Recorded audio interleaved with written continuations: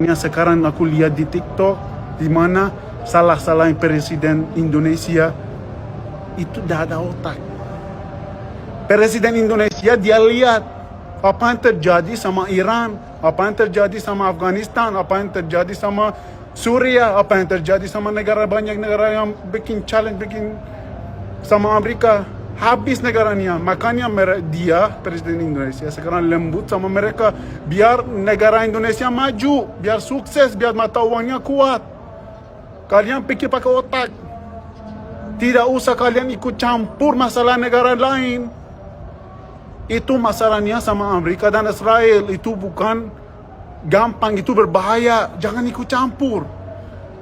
Sumpah sama Israel sama Amerika tidak bisa kalian ajak berdebat, tidak bisa sama sekali. Saya pernah cobakan, saya pernah merasakan. Itu McD semua bisnisnya besar-besar di negara ini dipegang sama Israel dan Amerika. Jangan buat kalian sendiri hancur negaranya kayak negara aku, kayak Iran.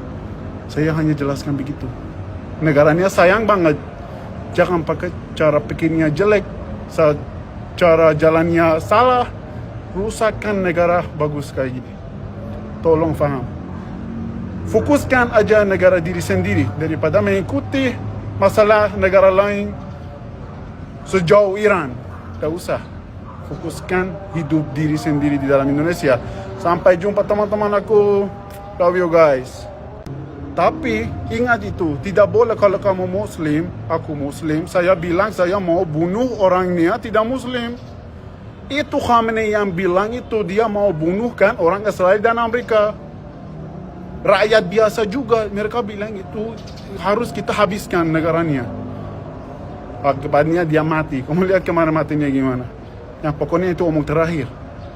Apapun Amerika bilang, US bilang itu sama Israel, kita harus bilang oke. Tidak bisa ajak berdebat. Orang Ya, teman-teman, memang warga Iran ini menampar keras warga Konoha yang sering sekali sibuk dalam mengurusi negara-negara yang lain.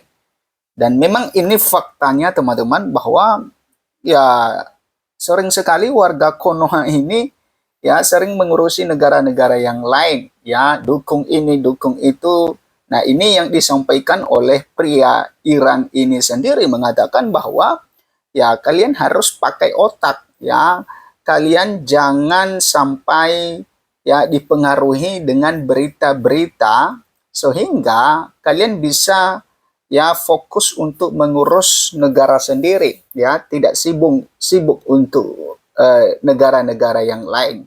Kita tahu ya hari-hari ini sedang perang antara Israel, Amerika Serikat ya melawan Iran teman-teman, bahkan sampai pemimpin tertinggi Iran Khamenei itu meninggal dunia. Nah, ini juga pria Iran ini yang mengatakan bahwa malah dia bergembira ketika ya Khamenei itu meninggal dunia karena ada sebab akibat kenapa dia bergembira dengan hal itu. Nah, ini menjadi satu tamparan keras bagi warga Konoha sekarang ini.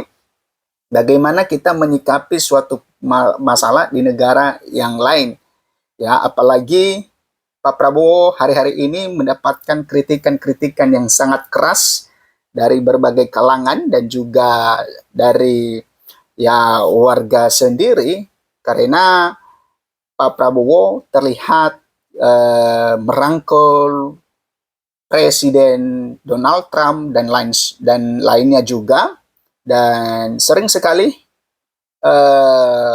diberikan kritikan-kritikan. Makanya ya warga Iran ini, pria Iran ini tadi mengatakan bahwa ya harus kalian pakai otak. Ya, apa yang dilakukan oleh Pak Prabowo itu adalah sesuatu hal yang benar untuk Indonesia. Kenapa? Supaya Indonesia ini menjadi negara maju.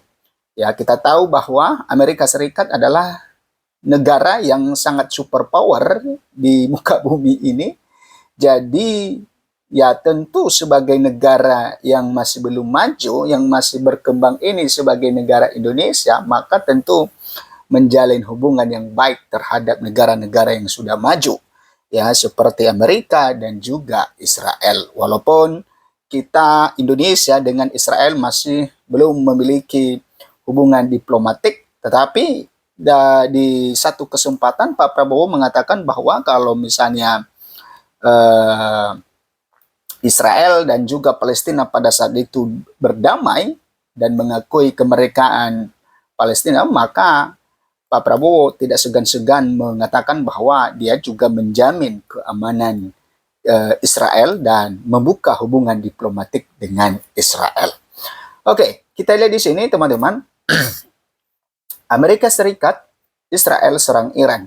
Di mana Rusia dan China? Nah, ini satu pertanyaan besar teman-teman. Ketika Amerika Serikat dan Israel menyerang Iran, maka kemanakah Rusia dan China? Kemudian kemanakah negara-negara Arab ya di Timur Tengah tersebut? Kenapa tidak membantu Iran? Nah, ini adalah satu pertanyaan yang sering sekali ya dilontarkan. Rusia dan China sama-sama memiliki hubungan diplomatik, perdagangan, dan militer yang erat dengan Iran. Konflik terbaru ini akan menjadi ujian beberapa jauh kedua negara bersedia memberikan dukungan. Nah, disinilah kita bisa melihat bagaimana hubungan kedua negara itu. Ya, tentu sebagai negara Rusia dan juga China, ya tidak serta-merta juga ketika Iran diserang maka langsung yang membantu. Tidak, karena juga tentu mereka juga memiliki hubungan kepada Amerika dan juga Israel. Jadi ya mereka menunggu, ya mereka juga bijak dalam hal itu. Ya tentu ketika negara mereka tidak diganggu maka mereka tetap menunggu, ya tidak mencampuri urusan negara-negara yang lain. Ya beda dengan kita, ya sering sekali mencampuri urusan negara yang lain. Dukungan Rusia, retorika lantang tapi sokongan terbatas. Respon Moskow terhadap serangan gabungan Amerika Serikat Israel ke Iran terdengar lantang, namun dukungan konkret tetap terbatas.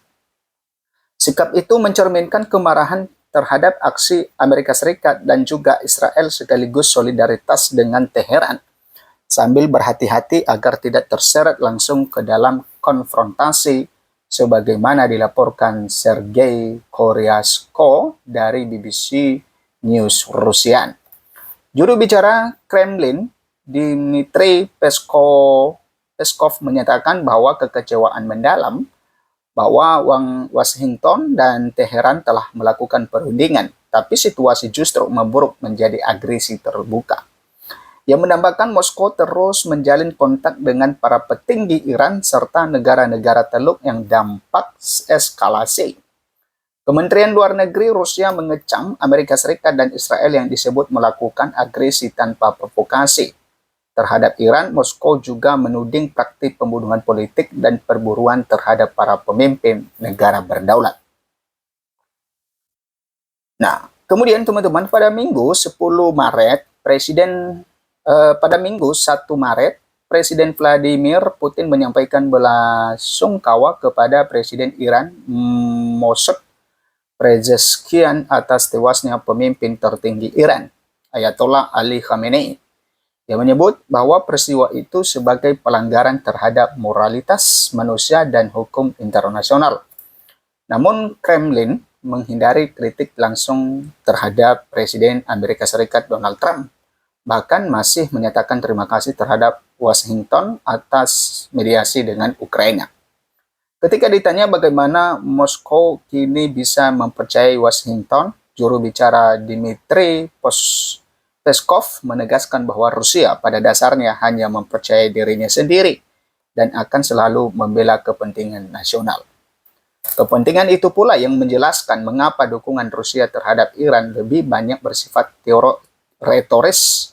Padahal sejak Rusia menginvasi Ukraina, Teheran merupakan salah satu sekutu terdekat Moskow dengan memasok drone dan membantu Rusia mencari cara menghindari rentetan sanksi Barat. Cara para petinggi Iran memerintah juga sejalan dengan visi Kremlin tentang tatanan multipolar, di mana hak negara dianggap lebih penting daripada hak asasi manusia, serta pemerintah memiliki kendali penuh di dalam negeri, tentunya rezim semacam itu akan menjadi pukulan bagi model tersebut. Nah, ini teman-teman ya mengenai peperangan antara Israel dan juga Amerika Serikat melawan Rusia. Silakan memberikan komentar Anda. Sampai jumpa di video berikutnya.